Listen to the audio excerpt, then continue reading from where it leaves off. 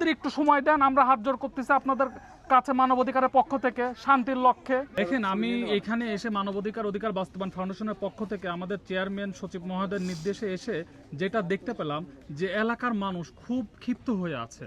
তারা একটাই দাবি জানাচ্ছে যে আমরা যদি দ্রুত সময় সুষ্ঠু বিচার না পাই তাহলে আমরা এই ব্রাহ্মণবাড়িয়ার যে আপনার মেন সড়কটা আছে এটা বন্ধ করে দেওয়ার জন্য এই যে মা বোনরা মানে প্রস্তুতি নিচ্ছে।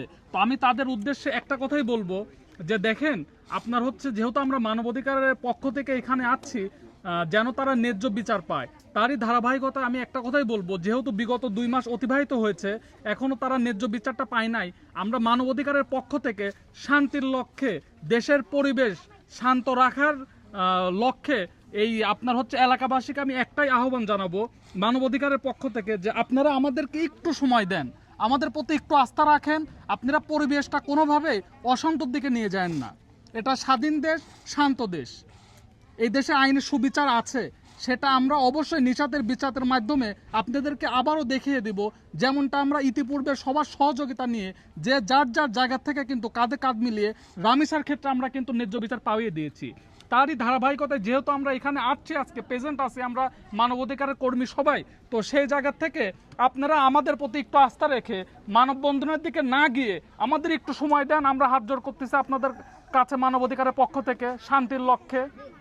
তো যেহেতু আপনাদের মিডিয়ার ভাইরা যারা আছেন তাদের মাধ্যমে আমি একটা কথাই বলবো যে দেখেন, ইনি কিন্তু হচ্ছে আপনার ডেভিডেন্স যোদ্ধা, যার কথা না বললেই নয়, যাদের অকাল পরিশ্রমের কারণে এই দেশে উন্নতি ঘটে। আজকে সেই ভুক্তভোগীর বাবা যদি বিচারের জন্য মানুষের দ্বারে দ্বারে ঘরে, আমার মনে হয় যে এটা রাষ্ট্রের জন্য একটা অনেক বড় ব্যর্থতা। এই ব্যর্থতার দায় নিয়ে আমরা থাকতে চাই না। যেমনটা আমরা প্রতিবাদের মাধ্যমে রামিসার ন্যায্য বিচার পাইয়ে দিয়েছি, সেম টু সেম একই প্রতিবাদের মাধ্যমে আমরা নিশাতের বিচারও ইনশাল্লাহ পাইয়ে দিব।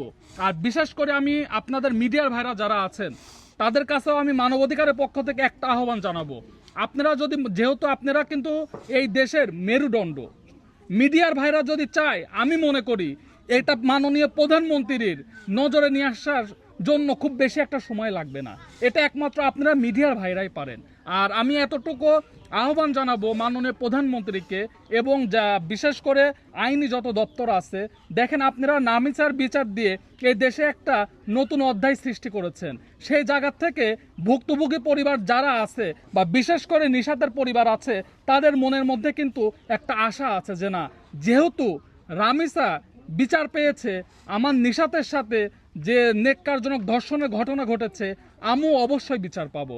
তো সেই জায়গা থেকে আমি মানবাধিকার কর্মী হিসাবে আপনাদের মাধ্যমে দেশবাসী এবং দেশের বাইরে যারা আছে সবার কাছে আহ্বান জানাচ্ছি, আপনারা আমাদেরকে সহযোগিতা করেন, প্রশাসনকে সহযোগিতা করেন, যে যেভাবে পারেন। বিশেষ করে প্রশাসনের যারা ঊর্ধ্বতন কর্মকর্তা আছেন, ডিএনএ টেস্টের বিষয়টা নিয়ে আজকে 2 মাস অতিবাহিত হচ্ছে।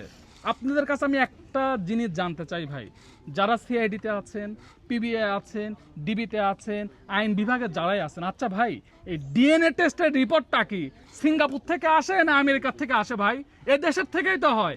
তাহলে কেন 3 মাস 6 মাস সময় লাগে? এক ডিএনএ টেস্টের জন্য সময় লাগে 3 মাস 6 মাস। আপনার হচ্ছে যে অফিসার ইনভেস্টিগেশনে থাকে সে কোর্টে প্রতিবেদন দিতে লাগে আরো 2 মাস। ভাই, একটা ধর্ষণকারীর পরিবারই জানে তাদের বুকের মধ্যে কি আহাজারি হয়। তো প্রশাসনের কাছে আমি একটাই আহ্বান জানাবো, এই লংজিভিটি সিস্টেমটা চেঞ্জ করে আপনি দ্রুত সময় এই ডিএনএ টেস্টের বিষয়টা নিয়ে আসেন ভাই।